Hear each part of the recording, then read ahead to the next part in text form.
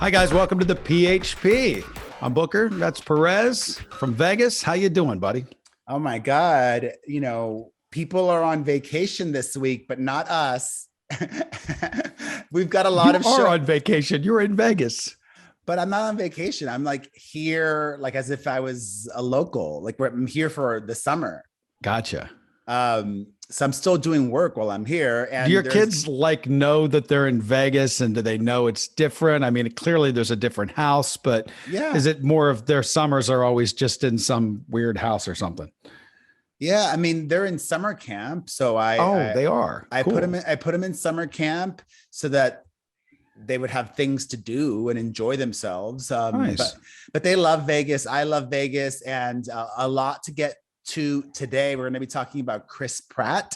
Mm-hmm. He's, I would say, a liar. You would say a liar. Okay, that's a good tease. We're going to be talking Wendy Williams, and she's very unwell. Jussie Smollett's Hollywood comeback. Nick Cannon and his baby mamas, and also an interview with OG Queer Eye and the very busy Carson Cressley. Nice. But first, how are you? I'm doing well, thank you. Got a lot of pets over here. Got my cat. If anyone's watching, this is Boo Boo Kitty. Just hanging out, man. Well, feel good. like CeeLo. I went to go see Shania Twain here in Las Vegas. Oh, wow. And oops, 1 second. Let's just pause because I forgot to send myself the ads for this week's show. I believe there's only one. Is there? Let me see. There is I think it's just Geico and then Pluto. Okay, yeah, Geico. And I've already done. Okay, sounds good. Mm-hmm. All right, now I know. Back to Shania. All right.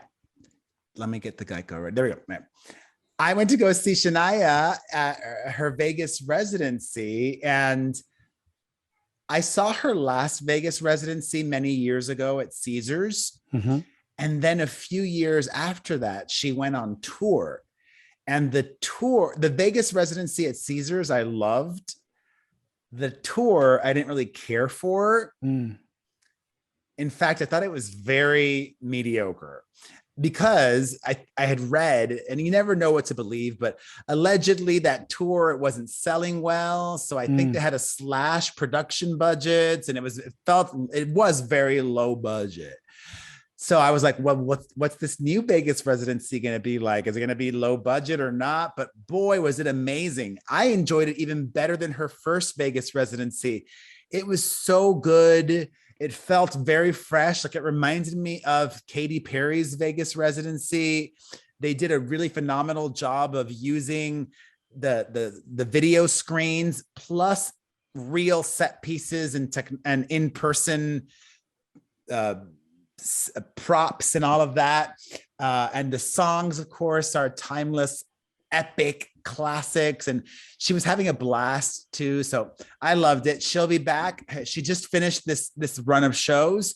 She'll be back in August, and I highly recommend that you go see Shania if you are a fan and will be in Vegas in August. Nice. All right, on to Chris Pratt. Chris Pratt has been very vocal, public, and unembarrassed, as he should be, with his Christianity. He's shared countless Instagram posts about Jesus this and Jesus that, and I'm on the Jesus diet, and I'm carrying the cross and all of this stuff. And now promoting this new film that he's in, and the Terminal List for Amazon Prime. Mm-hmm. Actually, I think that's a TV show. But he's also promoting the new Thor movie that he's in. He's doing promo, and he now says that he's not a religious person, and even went so far as to criticize religion, which I guess maybe it makes sense. You could consider yourself very spiritual and not religious. Mm-hmm. But I wonder if he's just saying that because he didn't like how the public was perceiving him or the backlash he was getting for certain things? I don't know. I just assumed he was all God Squad, and I never have a problem with that. He If you're, was. yeah, if you're like passionate about something, great. I don't really hold that against him. I wonder what other God Squad people think. Is he turning his back on God now? Yeah, I mean that's actually interesting. Like, what's his what's their point of view on his statements about him not being that religious when they maybe lifted him up because they thought that he was? Who knows? It all seems so wacky to me. He wanted to make sure to also specify that he never went to that Hillsong church. He says, who cares? I mean, what did he say? So you started with you don't believe him and that you think he's a liar. So what do you think he's lying about? Do you believe he's lying about his, God Squad love for the Lord, or do you think he's just putting on some sort of game? I think he's very religious. I do think he's very religious. Like, he can be a very spiritual. If you're not religious, you're not talking about Jesus that much, I think. Yeah, I think there's a difference between spirituality and religion. I believe in some sort of other order. I don't believe that this can just be it. But all this Bible nonsense is just nursery rhymes. It's just, these dumb stories that are just goofy, and people read into those. It's just, come on. I don't know anything more than anybody else. I find some of that stuff to be so wacky, and that so many people lean on these, nursery passages, nursery rhymes.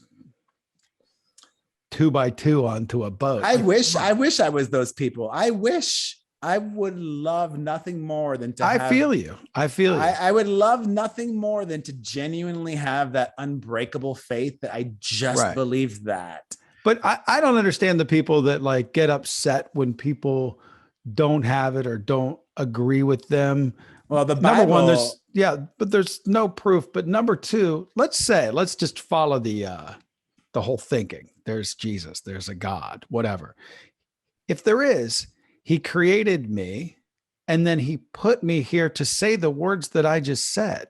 You know what I mean? Like, why get mad about it? That's what I don't understand. I would just say, okay, well, bless him.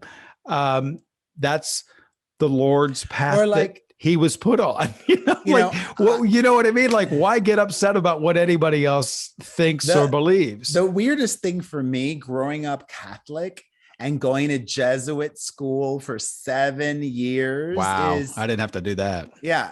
Catholics, you're taught. And listen, America's filled with a lot of like lax Catholics, they're not like hardcore Catholics, but I went to a Jesuit school for 7 years. Catholics are taught that Catholicism is the only correct religion. Right. And that Jews and Muslims and anybody who's not Catholic, they're all going to hell. I don't believe that's true. Yeah, seems wacky to me too. Or maybe they're going like to purgatory. Our way is the right way. Yeah, maybe they're going to purgatory. I don't know, but would it be weird when we die that all this shit's right? I would be like, oh man, I'm stuck here in purgatory forever, but I'm Catholic. I had the right religion behind me the whole time. Damn it. But I doubt it would be my response to that. Anyways, doubt it. Well, I love believers. Okay. We love you. I love you. I don't know about Booker. I love everyone. Wendy Williams gave an interview recently that is shocking. Up until this interview, she had only given statements or called in and done an audio interview. And I don't even think we heard much of those.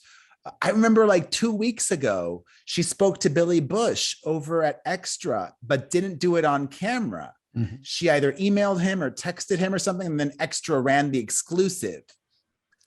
Well, she sat down with TMZ via Zoom, and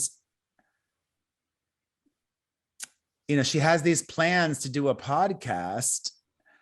Maybe people might listen or watch because they want to see a quote train wreck. And I'm not saying she's a train wreck, but it's clear that her cognitive abilities are impaired. Really? Yeah. She struggled to speak.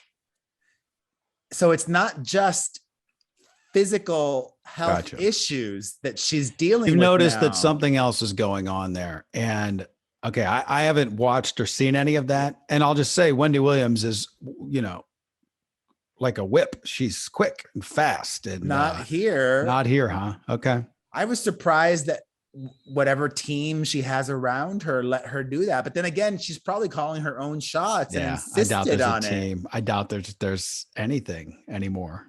But she must have partners in this podcast that she wants to do. I'm surprised. I mean, I don't even know. Like I said, people might tune in just out of curiosity, for their Listen, you're any podcast company and you have some sort of following like she does, and she clearly does. She has a fan base.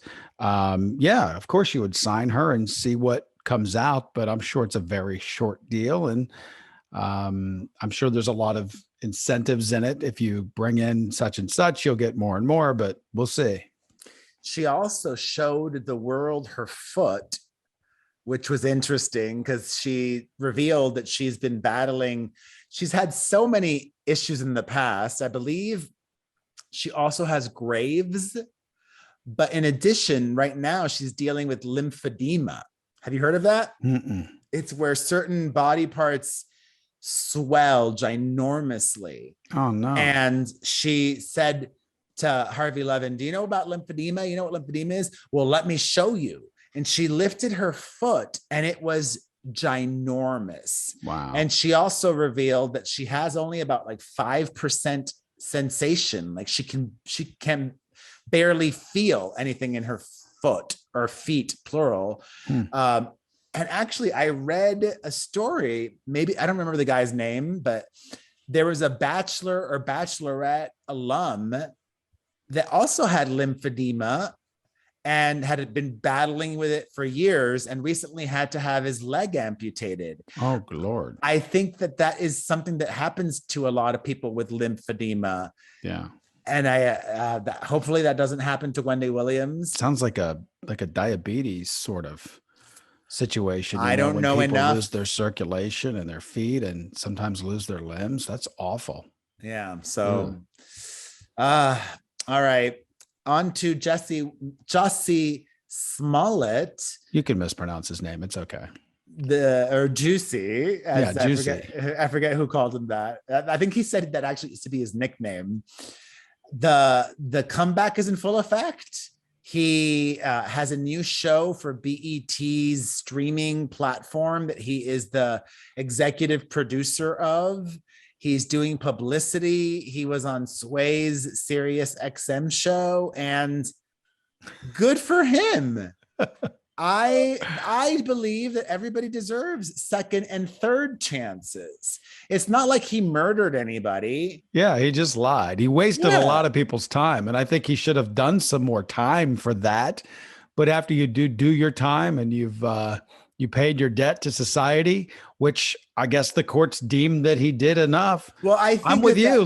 Go ahead, go make a living. No, that's still an ongoing thing because they released him because of his appeal. Like he appealed that sentencing. So there's a possibility that he might have to go back and serve more time. And then so be it. But yeah, I don't think that people should be punished forever for, mistakes that aren't, you didn't murder anybody. You know what I mean? I have always said he's out there. He's just one of those eccentric out there types. They exist amongst us, so you are too, by the way, but you don't come up with shit like this. No, although he insists still that he is innocent. In that interview that he gave with Sway, he is adamant that he is not guilty of that. I think when some people tell a story so many times, they believe the story. And I think that's what it comes down to. But like you said, guy didn't hurt anybody. And if he's paying his debt, who am I to say he shouldn't have a career? No. I doubt I'll support him, but Like I said, he was great on Empire. I loved Empire. I never watched that show. First season was great. Second season sucked hard. I think the third, or maybe first two were great. Then the third sucked. I don't know. I kind of lost interest, but he was great. He was a great character, a lot of talent. I liked him a lot. All right. Well, speaking of talent, one of Johnny Depp's attorneys, Camille Vasquez, is clearly very skilled as a lawyer and might possibly have other talents. That's what Hollywood wants to see. She, according to reports, has been getting inundated with offers for Hollywood opportunities and even to switch law firms, even though she just got promoted to partner where she's at. Wow. And I think she probably is going to take it. She might move to New York. She's based out of California now, but she might move to New York because it'll make her closer to London. Her boyfriend lives in London. Oh. And she's been doing the long distance thing. And flying from LA to London is a lot worse than flying from New York to London. It's awful. So good luck to her, whatever she does. Michael B. Jordan recently called it quits with his girlfriend, Lori Harvey. And this is such like a new millennial thing, like others do as well. After the split, Michael B. Jordan has scrubbed her from any post on his Instagram. He has deleted them all. I don't think I would do that. He's got a new girl? Why else would you do it? Why else would you care? You know what I mean? Why would the new girl care? It's like, we all know they dated. I don't know. I don't know. I don't know. This is like you said, it's a young generation thing. And, maybe that's just the ultimate diss. Maybe it's just what you do. It's hard to get inside of someone's mind to wonder. We came up a different way and a different time. So we're late to the game with that. Well, or early, however you want to look at it. I mean, we're at the beginning of all of it, but we clearly have behaved differently than this new generation. I would love to have to deal with this because it would mean that I was dating somebody. That there was someone to scrub. Yeah. And if there was somebody to scrub, that would mean that I thought at the time it was somebody really worthwhile. Because you put them up on your social media. Which I wouldn't do, really. Yeah. I'm not that kind of person. Right. We don't do that a lot here, which is funny. We don't post a lot of one another. I don't know how much. I don't even know if I'm on my girlfriend's Instagram. I think I am. Barely, though. I can tell you that, but I don't care. I swear I don't care. Well, speaking of relationships, one of Nick Cannon's baby mamas says that she is not in a cult and that this is just us. What you do outside of that is what you do outside of that. Everything is respectful. Everything is honest. And if she or any of the other women are unhappy, they can always leave because these women know that while he's with them, he's also with other women. Yeah. Look, they're all teat hangers, all of them. They're all just, Isn't they know why they're there. That amazing? No, it's not. I think it's amazing. No, come on. I am no longer shocked by anything of this sort. I think it's amazing. I'm just not. It's amazing for him. He doesn't want to do monogamy and he doesn't have to. He's fucking famous. He doesn't have to. I mean, there's just a different set of rules for famous people. And there's different sects of famous as well and different cultures of famous. And they're, like I said, teat hangers. There's a lot of those out there. And, I'm not saying that these are. I'm not saying that they're not either. So, I'm saying they are. You're going to go and say it? Yeah. I'm not surprised. All right. On to some legal news. This very popular YouTuber, David Dobrik, has been sued for $10 million by this former member of his vlog squad because he had a horrific accident happen while performing a stunt for one of David Dobrik's videos, Jeff Wittick. Now, I don't know the behind the scenes business dealings of how David Dobrik did his videos. I don't know if he was professional enough to have people sign waivers. There's a possibility he didn't. However, in a past life, I was a lawyer, if you didn't know that. And I would think in a current life, you've been sued enough to know a little bit about this, I think is more accurate, but okay. Fine. I would, but not with this particular well, not thing. with this particular thing, but yeah, I mean, it's a lot of it's in the same lane. My legal brain would think, if you are performing a stunt that you know is risky, that inherently involves risk. Why would you do it if you weren't prepared to possibly get hurt? It depends on if he's an employee. You know what I mean? Like, is he on the clock for this guy? Is he one of his dickhead friends that's he was getting paid, but you could have said no. But once again, another teat hanger. I mean, is this another guy that's just along to grab some side hustle money? Or is this a guy that's working for the guy's, C Corp or whatever? I don't know. I mean, you kind of need to know the intricacies of the, situation of the deal that they did or did not have. I don't know, but if a lawyer took it on, I got to think a lawyer thinks that they could win somehow, or this is just more publicity for everybody. I never know what to believe anymore. Well, and with people like this, I could hardly care. Well, if it could put like a $10 million lawsuit, I mean, he'll settle it for $2 million, and David Dobrik has $2 million in the bank, I'm sure. He doesn't have $10 million in the bank. I'm pretty sure about that. I don't know if this guy's just going to hand over $2 million, dude. Well, we'll see. Also, former Teen Mom star Farrah Abram has been charged with battery after getting in a dust up with this club security person. And now she faces a year in prison. So I will keep you guys updated on that.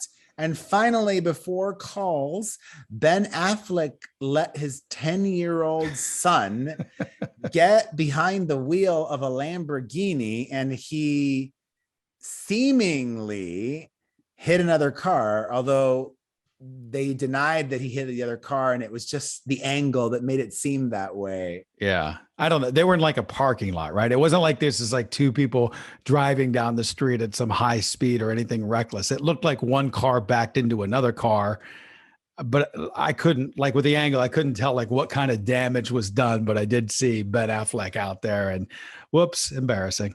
All right, let's do it. All right, guys, I got cut off because of all of my nervous hemming and hawing and overthinking. But my main point is that there are a lot of women out there who will gladly destroy men's lives purely out of spite. I mean, there's more than you would think, really more than you would think. And I see how that can be the case with both Amber Heard and Britney Spears' mother. She absolutely could have put those opinions in her daughter's minds with brainwashing. I see it happen every day. But that was my main point. I mean, we must have got part 2 of a call here. She says I don't have to air this. It doesn't make a lot of sense. Let's see if we got part 1 here. I don't disagree with that. Yeah, hold on. All right, guys, I got cut off because of all of my nervous hemming and no, that was the second part. Let me see if this is the first part. Here we go. Hi, Booker. Hi, Perez.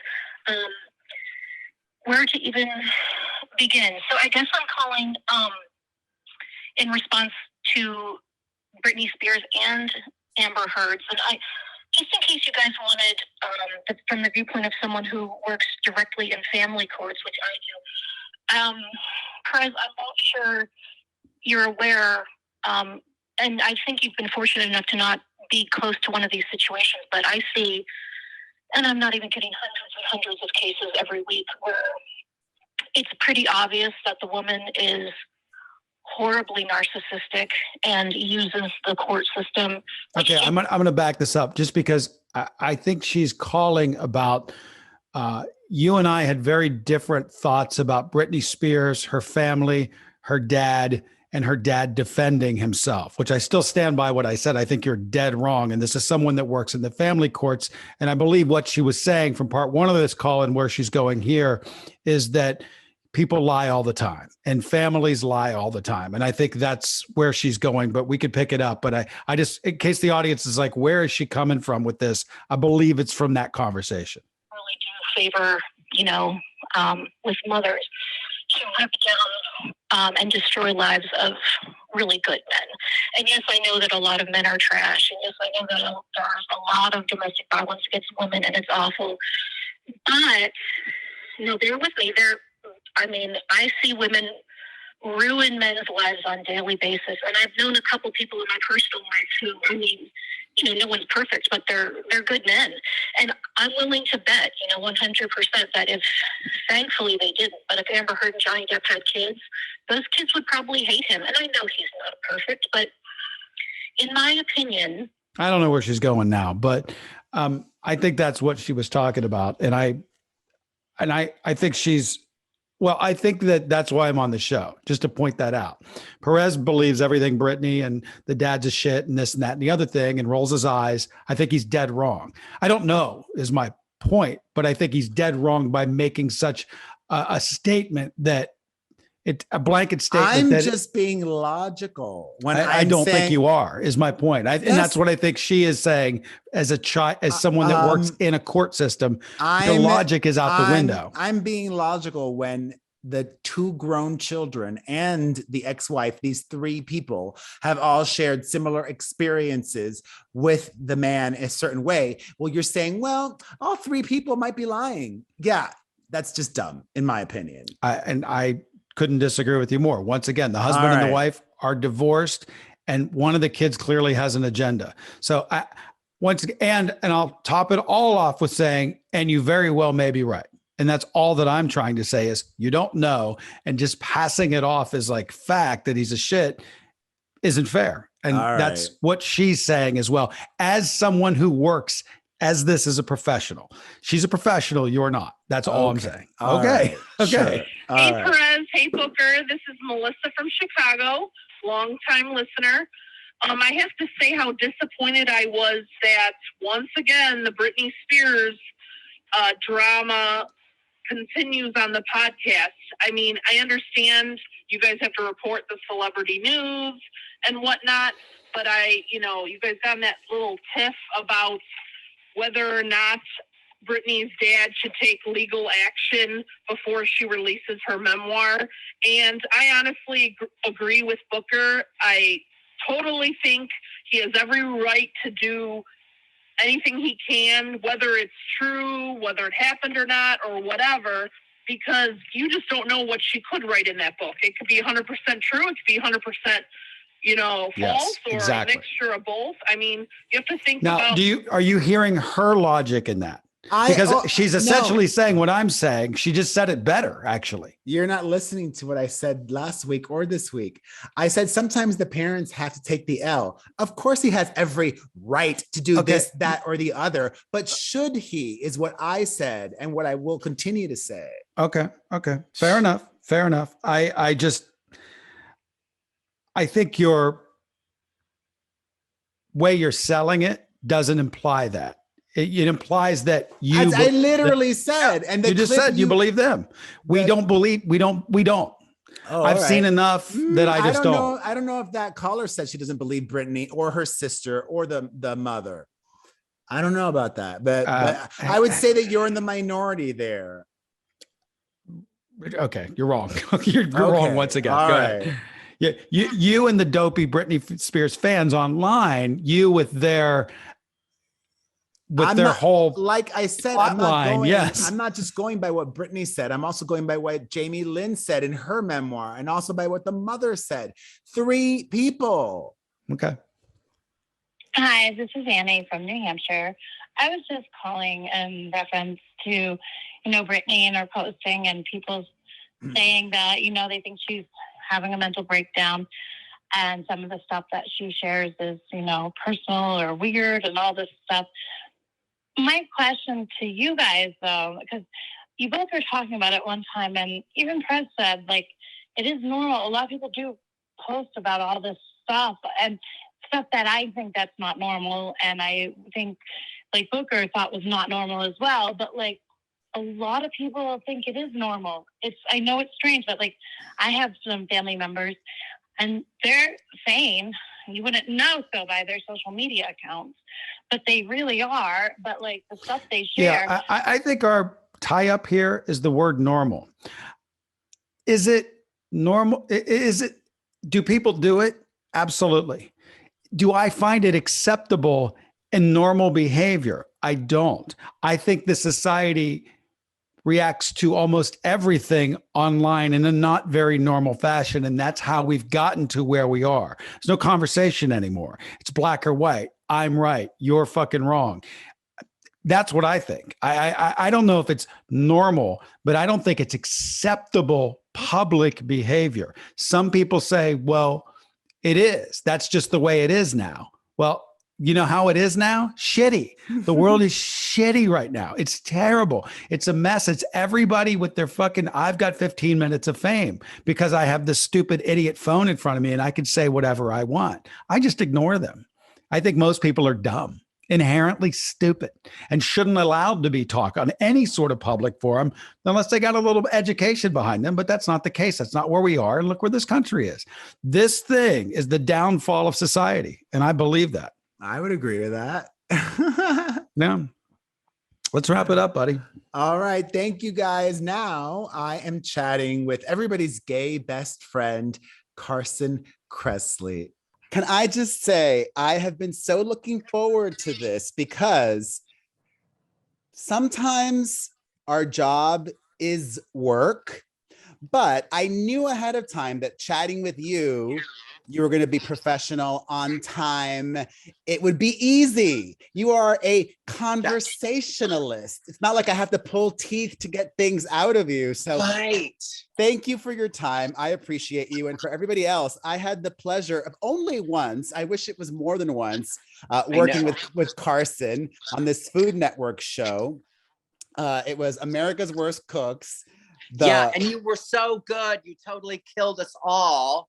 Well, it's so funny is Vivica thought like I had lied or something. I don't cook at all. Right. And you're just a natural. I get it. I just love eating. So I kind of know, like same. In my head. Same. I've been to restaurants and I know what sounds like it would taste good together. But unlike you, I was just not able to actually like execute and make food that wouldn't poison people. But it was still fun. And I was so thrilled that we got to work together. One of the things that surprised me about working with you on America's Worst Cooks is that you are funny all the time, even when cameras aren't rolling. Were you always like this, even as a little kid? No, actually, I was really, really shy. And it wasn't until about, I would say like junior high, like once, like 7th and 8th grade, those wonderful years for gay kids, where you start getting picked on and bullied. And, I had it as rough as a lot of people did, but, it was not terrible. But I one of the ways I made it less terrible was that if I could diffuse the situation with laughter or a joke or be the class clown, then people were like, oh, he's not so bad. We don't have to hang him in a locker. So that defense mechanism that was born of not good times wound up being such a blessing and a gift, and it gave me my sense of humor. So that's kind of where that came from. And are you, when you're like with your best friend in the world, are you still that same Carson, or are you kind of like a different person, like quieter or different? I mean, I think everybody has a public persona and a private persona. What's the private Carson like? I would say the private one is basically the same one, but with, messier hair probably. And yeah, maybe I'm like 10% less obnoxious, but sometimes when you're with your very best friend, it's a little less of spoken word. It's kind of like you just get each other and you don't have to talk as much, but we can be pretty terrible and be naughty and have a good time just watching people, walk by. But I'm pretty much the same. What you see is what you get. And right now, where are you? Are you in New York City?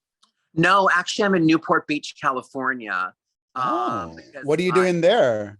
I'm just having a wonderful day off today. And then I'll go back to LA and start a project again later this week. And then I kind of go back and forth between New York and LA. I'm very lucky that way. Do you have a place in LA as well?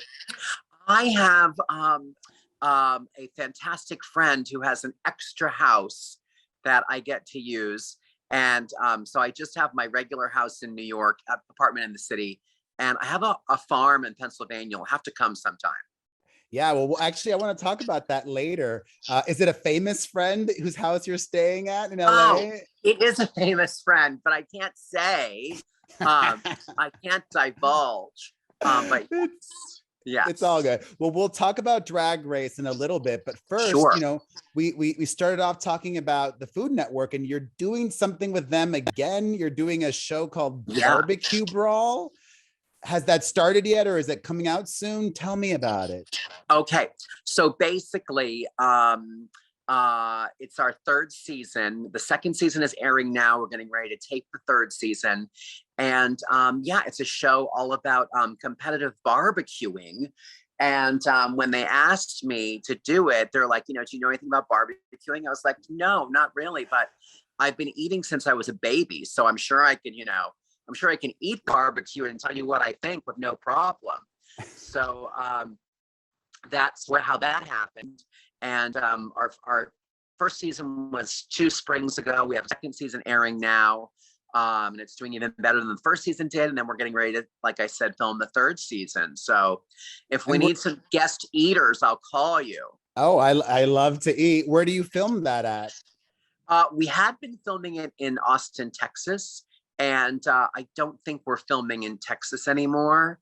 So I think we're probably going somewhere else. I don't think it's been decided. And did you have a co-host on that? Was it a woman? Oh, basically there are 3 judges / hosts. It's me and Brooke Williamson, who's a fantastic chef from LA. And she has a great restaurant here in LA. And Rodney Scott, who's a famous pit master. And he has won, I think, a James Beard Award for his barbecue restaurants, which are like all over the South. So the 2 people that I work with really know what they're doing. And then I'm just there to eat the coleslaw. You've got this relationship going with the Food Network now. Is there a different kind of show once this one's over that you would love to do there, like your dream show on the Food Network? Oh, you know, I would like to do, because I have this farm in Pennsylvania, and most people don't realize that I was practically Amish growing up. Like I'm from a very conservative Lutheran Pennsylvania Dutch farm family, which people don't always, expect from my, super gay cosmopolitan persona. But I would love to do something that focuses on those family heirloom meals that we want to preserve for future generations. So there might be something there at the family farm that I'm gonna whip up, but it's still undecided. And you have to add a little bit of entertaining, like Martha Stewart lifestyle things on the show as well. Yeah, I would love that. I always, I love Martha, and I miss her daytime talk show so much because it was full of so much good information about how to cook and entertain and decorate and make gingerbread houses and knit your own sweaters. So we need more of that.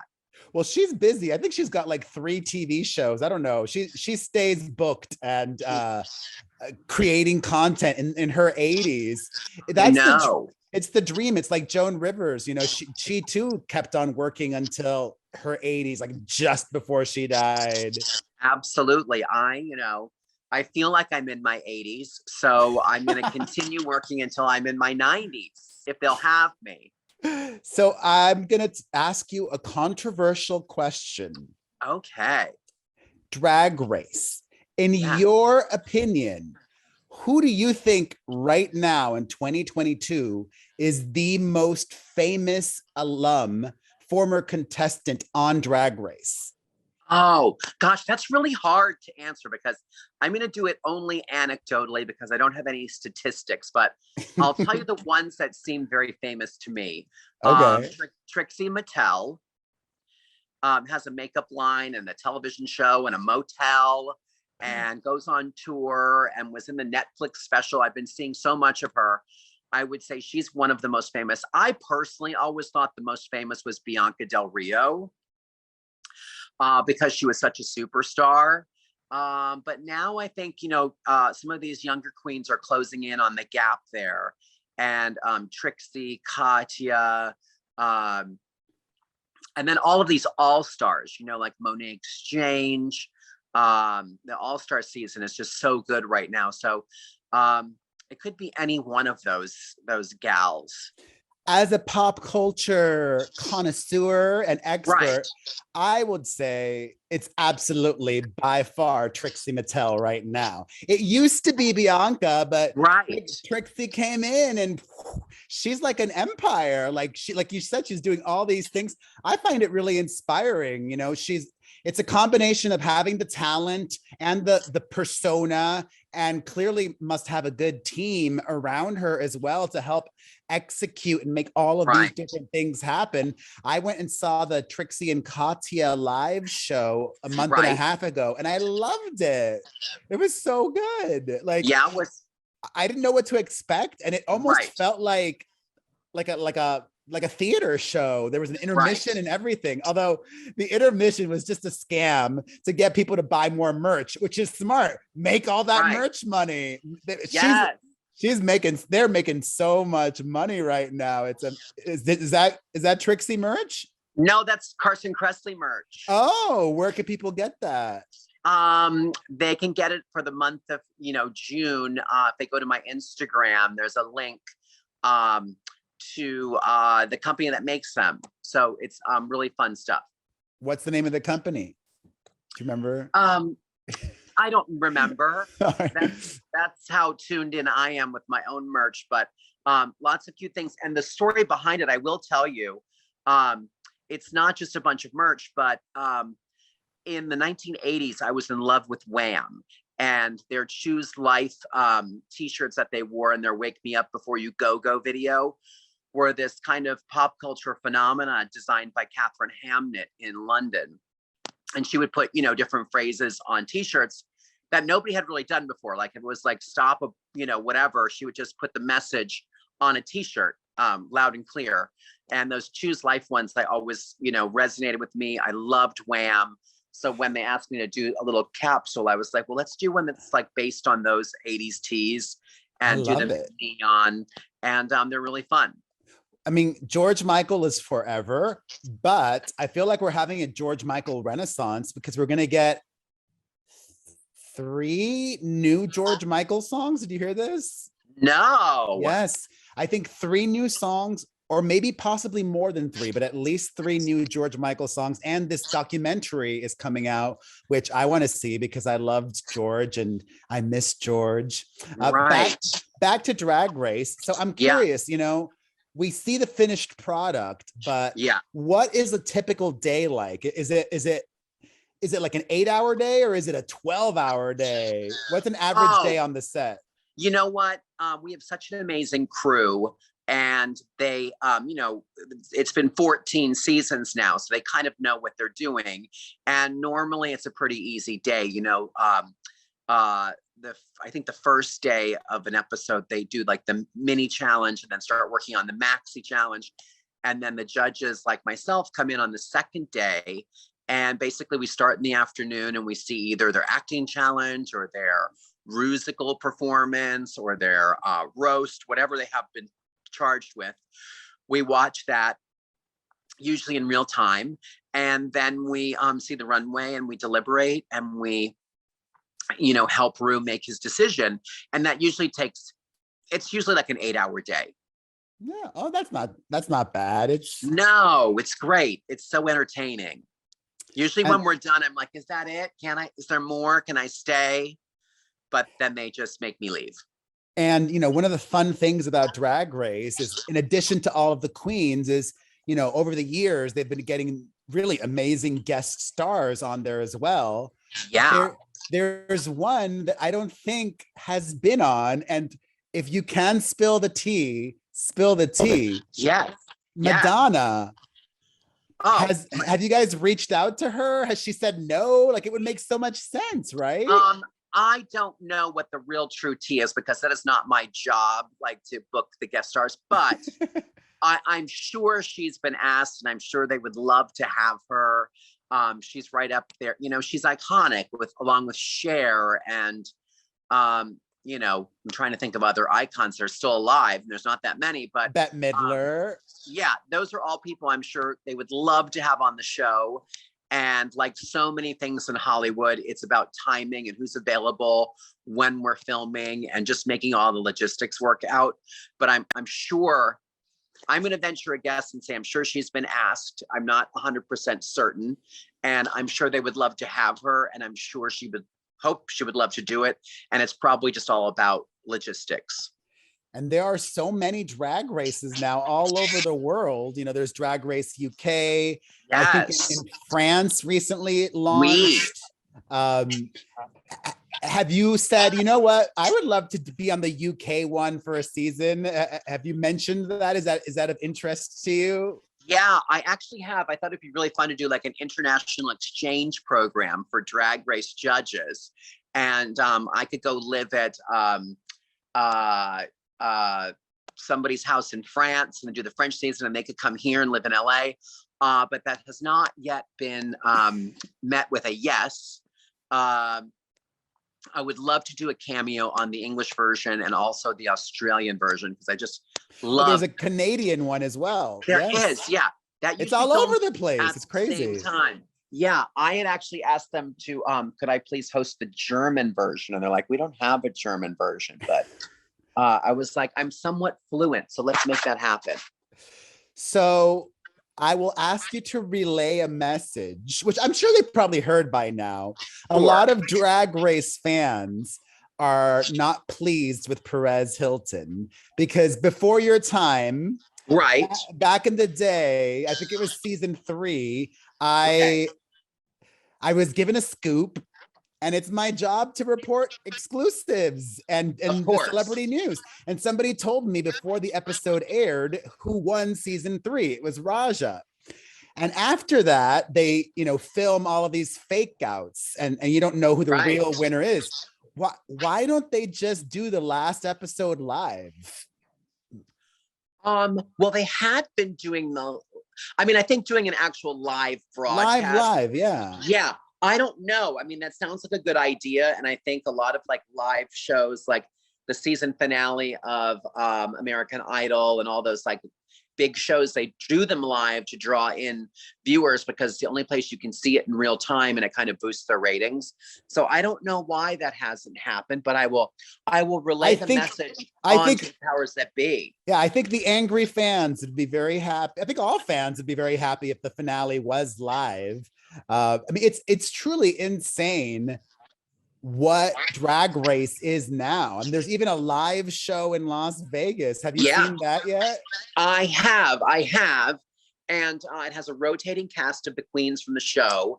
And it's really good. And I'm not just saying that because I work with the team.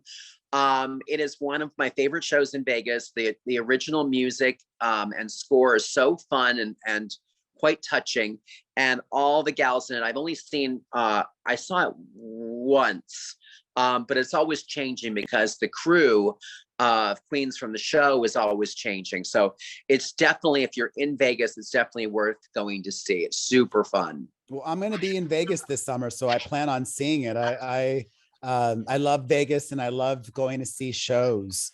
It's a good one. That might be something that you could be involved in, like as a special MC or something like that. There's infinite potential. I know. I did that once with Dancing with the Stars. I was like hosted their like live show in Vegas. I think it was for like 3 months, and I literally turned into like a showgirl. I would sleep until 2 PM. I would get up. I do an 8 o'clock show. I do a 10 o'clock show. And then you would go out with all of your fellow dancers who are all like 26-year-old Latvians with endless stamina. And you'd go out all night, drinking and dancing. And then I would wind up at Spearmint Rhino or one of the strip clubs because that's where you go after you're done with your night with 25-year-old dancers. and they'd know my name at the door. They're like, "Hey, Carson, welcome back." I'm like, "I'm just here for the steak and eggs." And I would get my breakfast and maybe a lap dance, and then I would go home. Well, it sounds like you had a wonderful time in Las Vegas. I did. So you would be open to doing something there again? Yeah, Vegas is super fun. I do love the energy there, and live performance is just so rare and so special that it's a fun thing to be a part of if you can do it. Yeah, I love Vegas as well. You know, it's amazing that the new Queer Eye is still on the air on Netflix, because Netflix shows typically don't last a lot of seasons, but they've been able to keep Queer Eye going. Right. Unless I'm mistaken, I don't know if there has been any kind of crossover with the old cast and the new one on the show yet. Has there been? No, we did when the new show was greenlit and about to launch, we did a press event with the new guys, kind of passing the baton. And it was like a press conference thing and a photo shoot and a press kit shoot in Los Angeles. And of course, we've crossed paths many times since. I hosted a book launch for Tan France at the Beverly Center, I think whenever the last Pride was before the pandemic.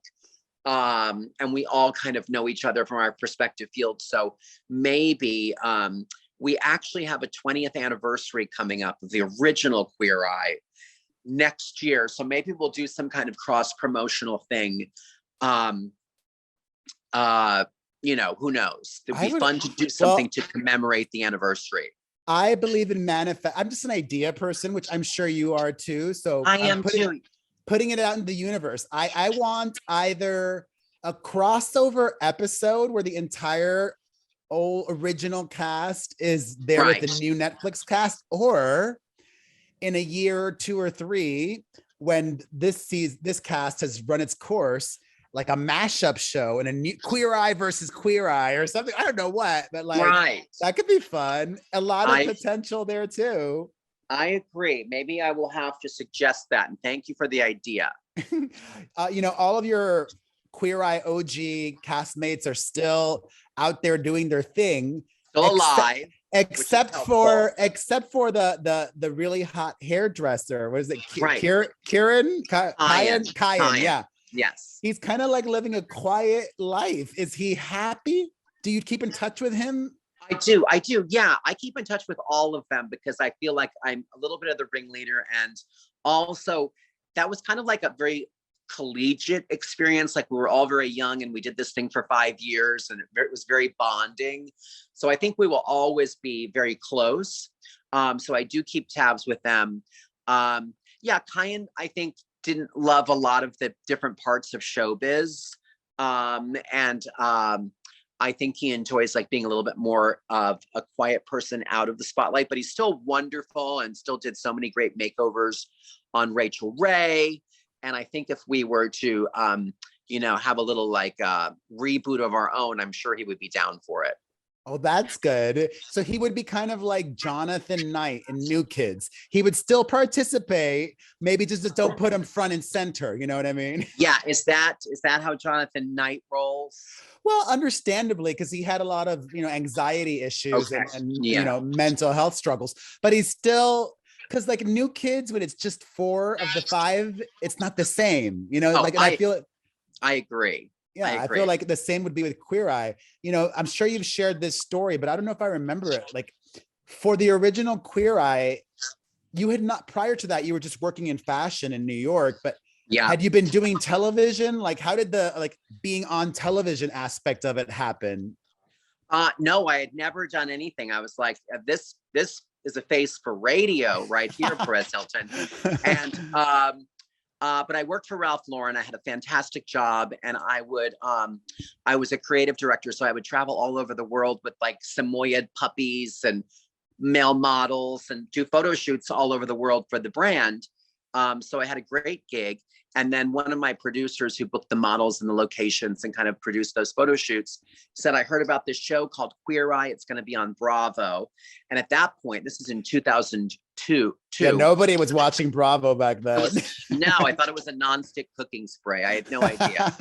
And, but it sounded intriguing. And I went to like a casting thing and I had like, they're like, do you have a headshot? I was like, no, I have a picture of me with, you know, some puppies and some Ralph Lauren sweaters. And I went on the audition and they showed a tape of a potential straight guy that needed a makeover. And his friends were talking about that he was very well endowed. And at the gym, he would blow dry his hair in the buff so more people could see it. And I made a mental note. And then they went across all of the people that they brought in for the interview and said, what would you do with this guy? And everyone was very earnest. And well, I'd like to build a bridge between gay and straight. And they got to me, I was like, listen, the guy's like gifted like a pony, if you know what I mean. So can we just get rid of his mullet and put him in some flat front khakis and call it a day? And then I think they were just like, okay, that's the sassy attitude we're looking for. And they hired me right away and we made a pilot in 2002. And I had never done any television. Sorry, my battery is low. Hold on. I'm back. So I had never done any television and they said, we're going to make a pilot. And I was just like, okay. I didn't even really know what a pilot was. And the rest is TV history, as they say. Yeah, that was in 2002. And then we started filming the actual show in 2003. And now it's almost 20 years later. And the old gal is still working in the biz of show. I mean, super busy doing so much. I got to say, I like to be honest, I straight up hate watched the entirety of Celebrity Big Brother earlier this year. Oh. I only hate watched it because they don't want me on. So screw them, CBS. Oh my God, you would be so good. I know, but it's their loss. But I want to know because, you know, after the show, you did a lot of press. Yeah. I don't know if you've spoken on this recently. Have you had a chance to kiki and speak with Todrick? No, I haven't. You still haven't? No, because he's been on like a world tour. And I've been busy and I would welcome a kiki. I have no hard feelings. It's just a TV show. And I was talking to somebody about this recently and they brought a really great perspective because I was saying it's not that big of a deal. It's just a TV show. Was I pleased with everything he did? No. But again, it's just a TV show. I'm alive. He's alive. Everyone's fine. But when I had that conversation with a friend, they were like, yeah, it is just a TV show. So why would you be so so over the top with like, misleading people, et cetera. So there's two ways to look at it's just a TV show. But point of view. I would give you a similar yet a different take because I did Celebrity Big Brother UK, and that's right. It's just did you do it with Michelle Visage? I did, yes. Okay, see, I thought you did the US version. So when you said they wouldn't have you, I was like, wait, haven't you already done it? But you did Britain. Yeah. Which is harder, right? Oh my God, so much harder. Our season was there. It's insane. What I would say is it's just a TV show, but maybe now that you've got some perspective on it, right? You can view it this way.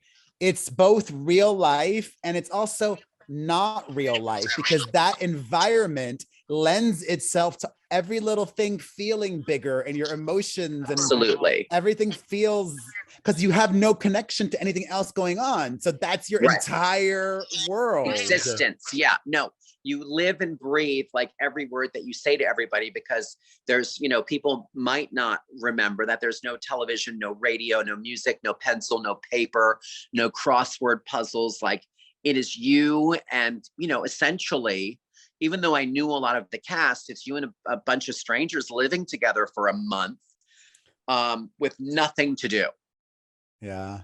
But it was very enjoyable to watch. And I actually not only did I hate watch the entire season, then I literally loved watch because the show was over, but I watched every single interview you did about it.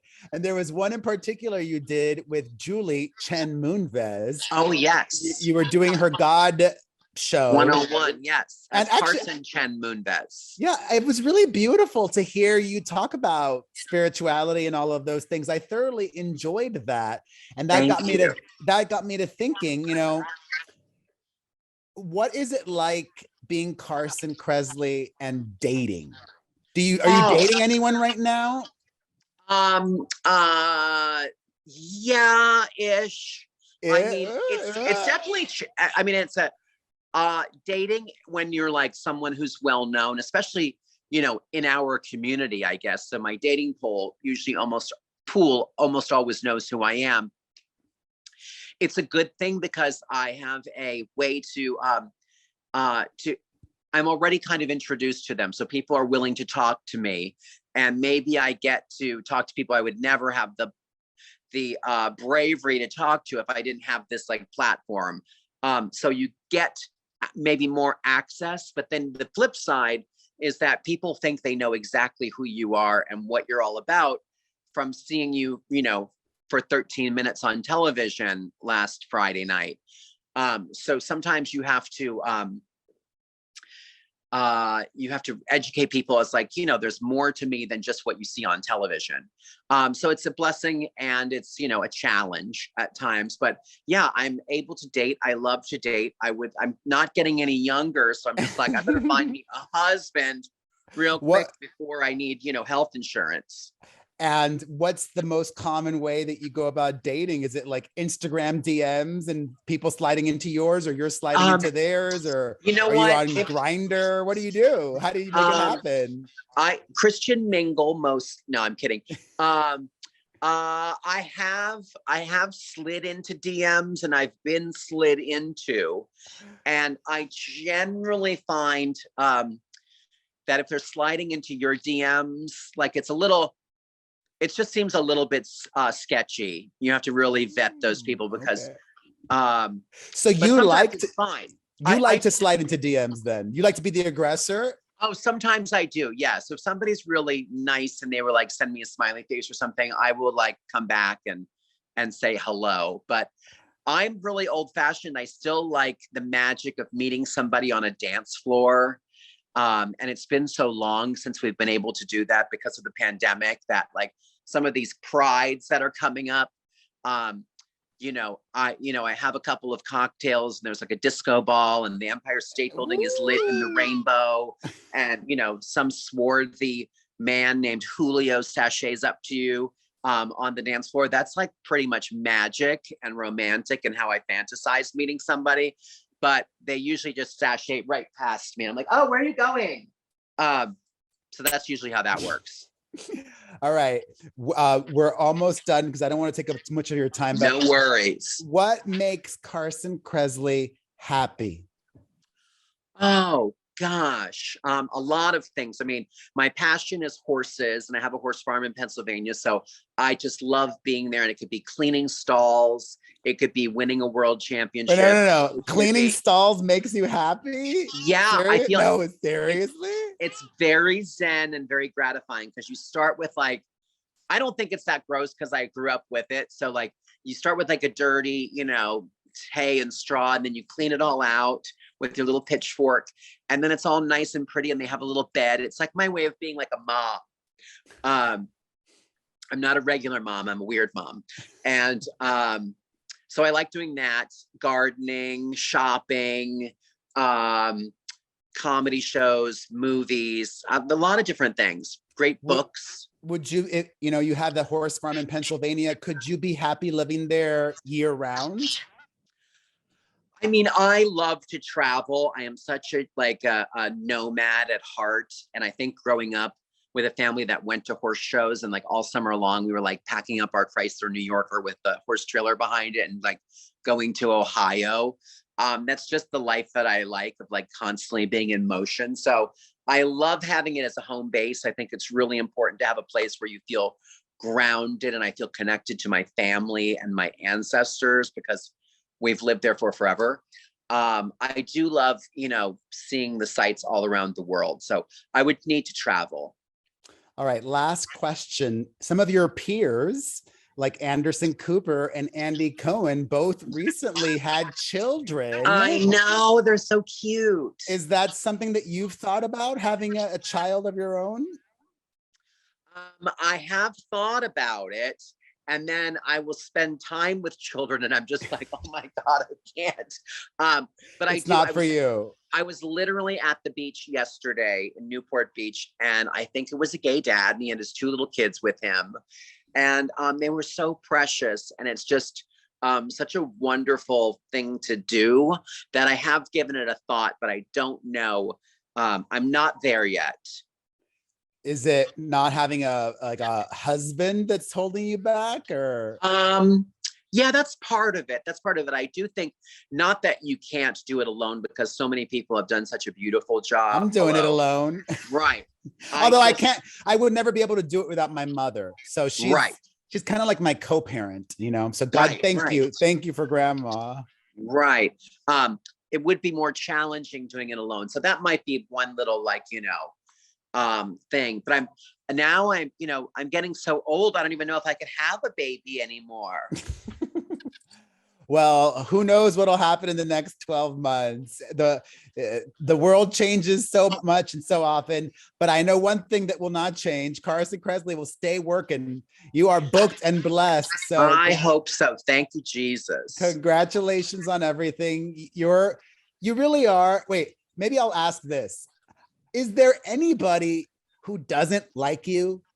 Because I feel like everybody likes you. Like you're truly like that cliche. Like you're not just like a straight girl's gay best friend, but you're like a gay guy's gay best friend too. Are there haters? Are there Carson Cressley haters? There is an Instagram group that entitled "Carson is a Loser" that I can't get off of my Instagram feed. Like, when you get the messages, now you can move them around from primary and whatever, but they're still there. And apparently they don't like me. But, who are those losers? They're the losers. I'll just mute them and carry on. Well, that's all you can do. You really are everybody's best friend. So thank you for all you do. And thank you. Hopefully I'll see you in person now that we're being social again. Exactly. Yeah, I'm around. I'm available for babysitting. Well, let's get together with Steven Grossman. Well, I'll be in Vegas, but if you guys come to Vegas, hit me up. Yeah. How long are you going to be there? 2 months, because I love it. Are you doing a show there? No, I'm just going to spend the summer there with my kids. Amazing. We're going to go see a bunch of shows. I'm going to see the Drag Race show. Like there's some magic shows. That weird Meatloaf musical, Bad Out of Hell. It's in Vegas right now. Okay. And Absinthe, have you seen that one? I've seen that one. There's a new sexy show called Rouge. Which is like, I think, kind of like that one. There's just so much. I love Vegas. Okay, well, have fun. Thank you. Thank you so much. You have a good summer. You too. Okay. Bye. Thank you. All right, everybody. Thank you for sticking around and enjoying my chat with Carson Cressley. As always, you can call us at 800-721-1185 and share our link with your friends, family, coworkers, neighbors, perezpodcast.com. We will see you all next week. Thank you for listening. Take care, guys.